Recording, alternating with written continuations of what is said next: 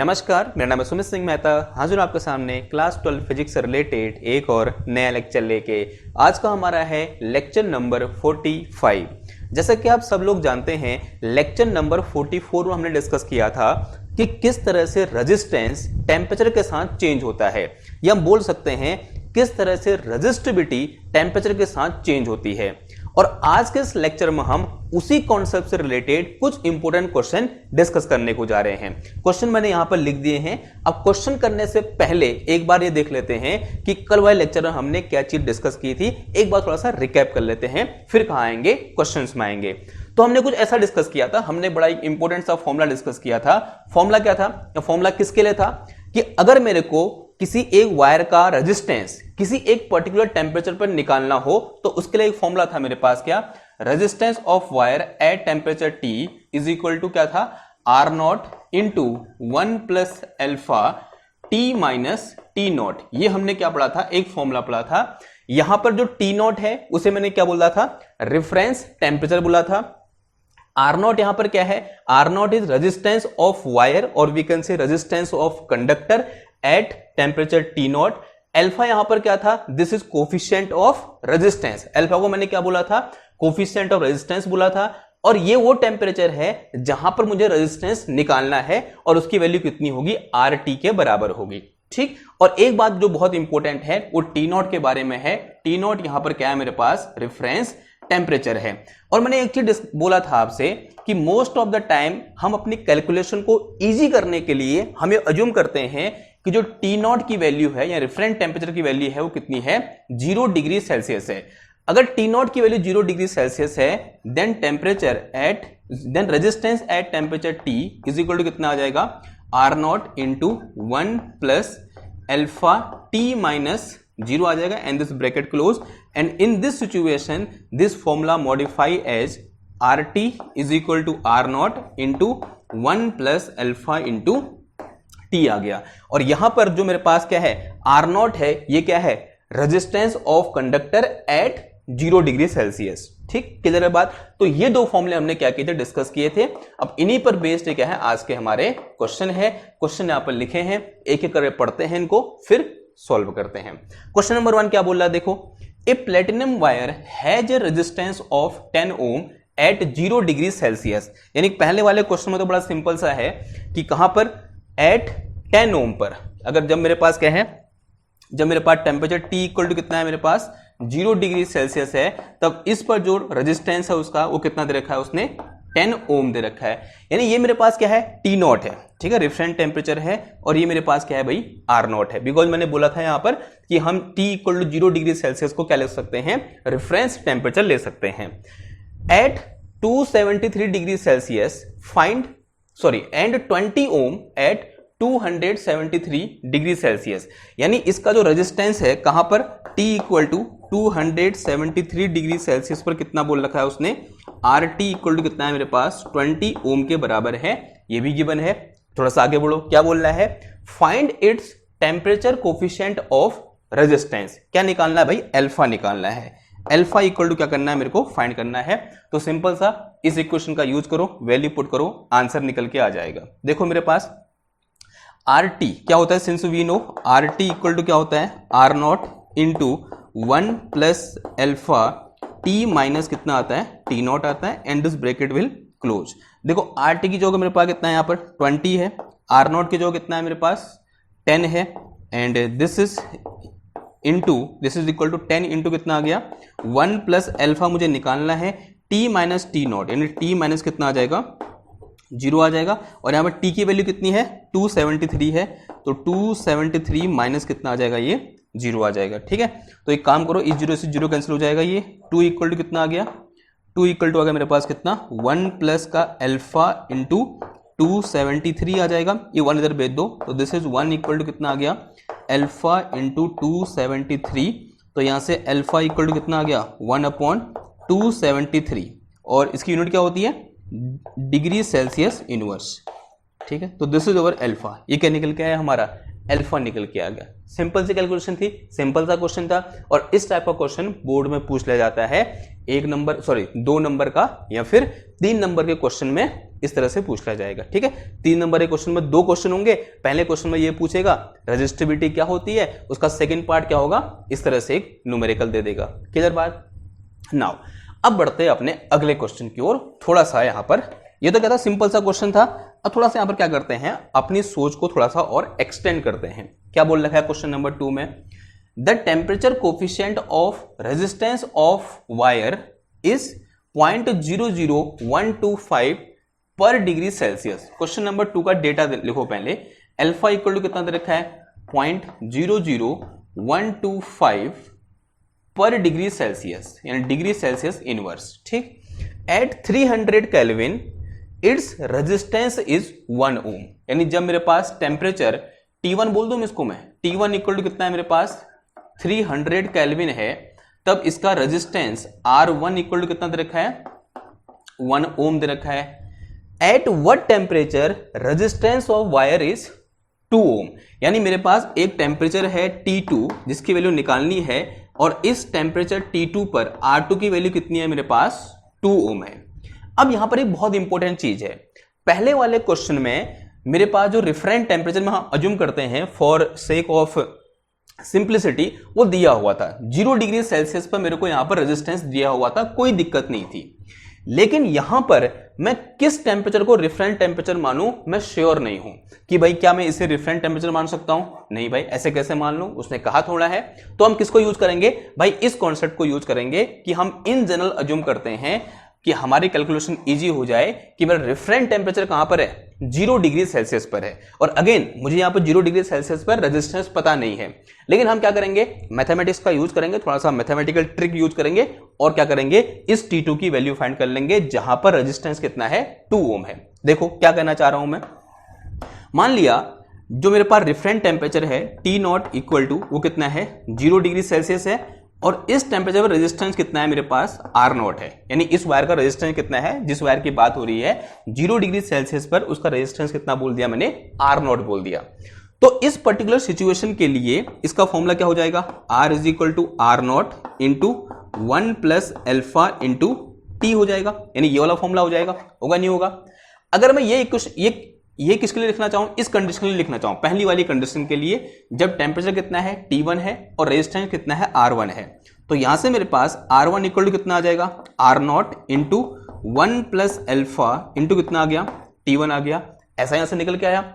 Similarly अगर मैं किसके लिए लिखना चाहूं, इस कंडीशन के लिए लिखना चाहूं, तो यहां से मेरे पास R2 इक्वल टू कितना आ जाएगा, R0 into 1 plus alpha into T2 आ जाएगा। ठीक, ऐसा मैं लिख सकता हूं।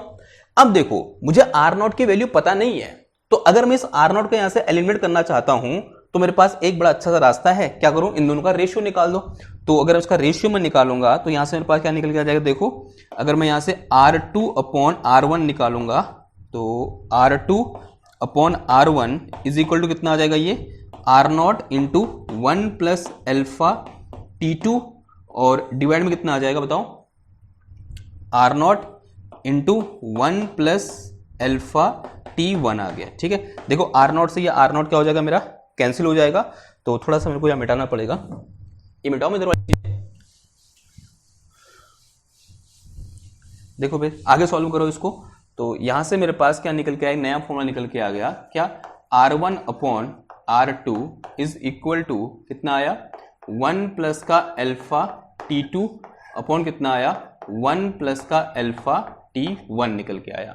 अब इसमें अधिकतर की वैल्यू मेरे को क्या है, गिवन है, तो वैल्यू गिवन है तो निकल जाएगा यहां से कुछ ना कुछ। मतलब T1 गिवन है, R1 गिवन है, R2 गिवन है, अल्फा गिवन है, निकालना क्या है, T2 निकालना है, निकाल दो, क्या दिक्कत है इसमें।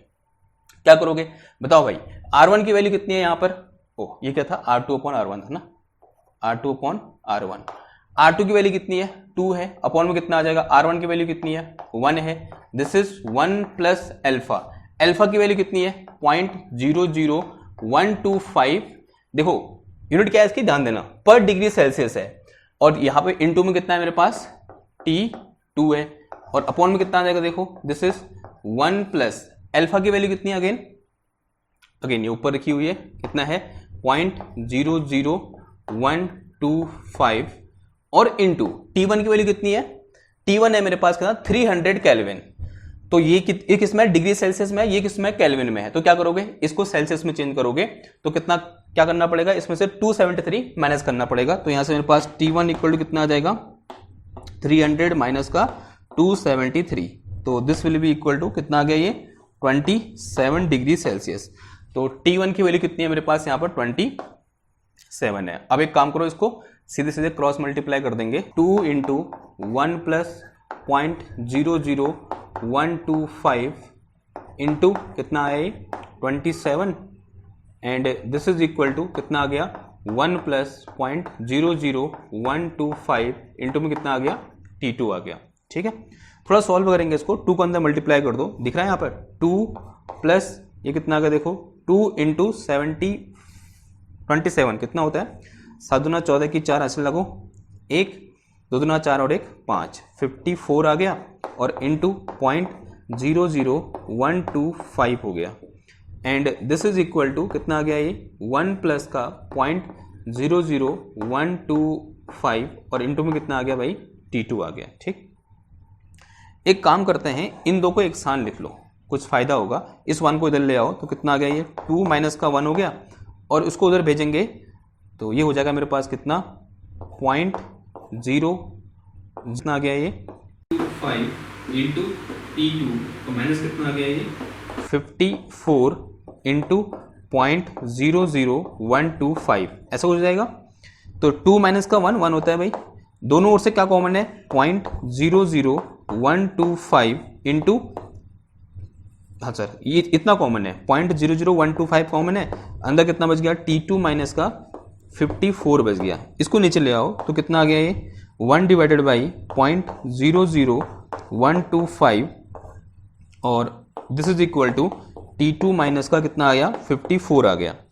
1 2 3 4 5 है तो ये कटा 1 2 3 4 5 ऐसा कुछ हो गया।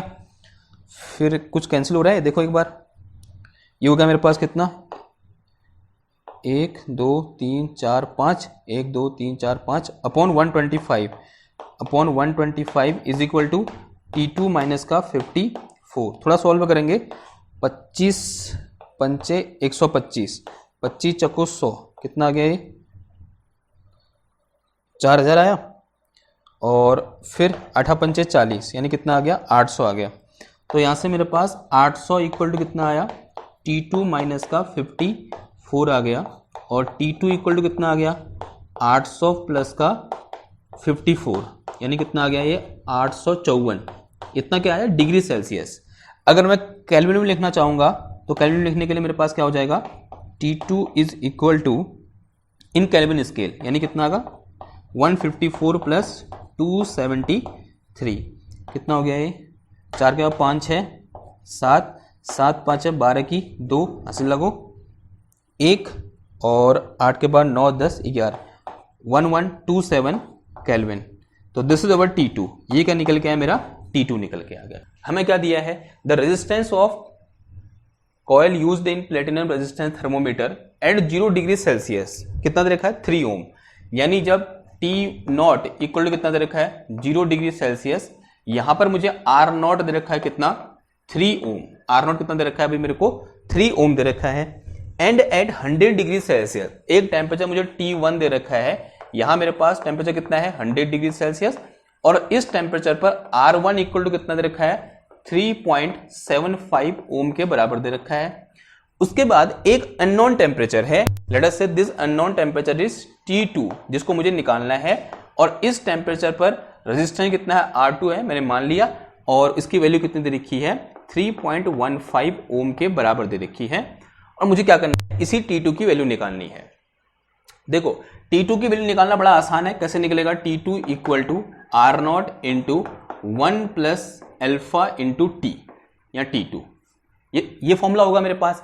लेकिन एक दिक्कत है कि मुझे क्या पता नहीं है अल्फा पता नहीं है, तो अल्फा निकालना भी आसान है। कैसे निकलेगा इन दोनों को कंबाइन करके मैं अल्फा निकाल सकता हूं। कैसे देखो अगर मैं R1 निकालूंगा तो R1 इक्वल टू कितना हो जाएगा R0 into 1 plus alpha into T1 ये होगा R1 की वैल्यू। तो यहां से मेरे पास R1 की वैल्यू कितनी है मेरे पास देखो 3.75 ओम है।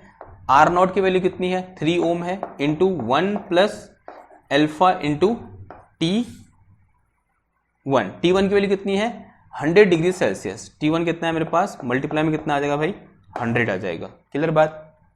अब एक काम करो, फिर इसको मैं क्या लिखता हूँ, देखो 3.75 इज इक्वल टू 3 प्लस का 3 एल्फा और इंटू में कितना आ गया, 100 आ गया। इस 3 को उधर ले आओ, माइनस होगा तो कितना बचेगा, ये 0.75, this is equal to 3 alpha into 100। तो यहाँ से मेरे पास एल्फा इक्वल टू कितना आ गया, 0.75 divided by this is 3 into 100। अगर ये दो जीरो यहाँ से हटेंगे तो यहाँ 2 जीरो बढ़ जाएंगे। 15 3 75 होता है, 3 एकम 3 और 5 3 3 दूना 6, 15 3 75 नहीं हो, 25 3 75 होता है, 25 3 75। ठीक, तो ये मेरे पास कितना आ गया, देखो this will be equal to, थोड़ा सा और कैंसिल हो रहा है, ये 25 चक्को 100 यानी कितना आ गया, ये 1/400 पर degree Celsius. This is our alpha. Alpha निकल गया। अब ये फॉर्मूला लगा सकता हूँ यहाँ पर। अब यहाँ से मेरे पास T2 इक्वल टू कितना आ जाएगा, आर नॉट की वैल्यू कितनी है, 3 ओम है, प्लस 1 प्लस एल्फा की वैल्यू 1/400 और T2 के अंदर रखा है, मेरे को निकालना है। T2 ही मुझे क्या करना है, फाइंड करना है। ठीक, ओहो क्या लिखता हूं, ये क्या होगा मेरे पास, R2 होगा। हाँ, तो R2 की वैल्यू कितनी है मेरे पास, यहाँ पर 3.15 है। This is equal to 3 plus का 3 डिवाइडेड बाई कितना आ गया, ये 400 इंटू में कितना आया, T2 आया। इसको इधर भेज दोगे, 3 को 0.15 बचेगा घटाने के बाद।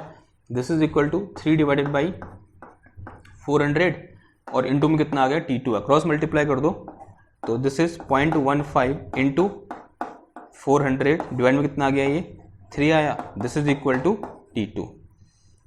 कितना हो जाएगा, ये 100 से मल्टीप्लाई करोगे इसको, क्योंकि 400 है ना, ये 2 जीरो इधर ले आओ तो कितना आ गया, ये 15 गुणा 4/3 आ गया। And this is equal to T2।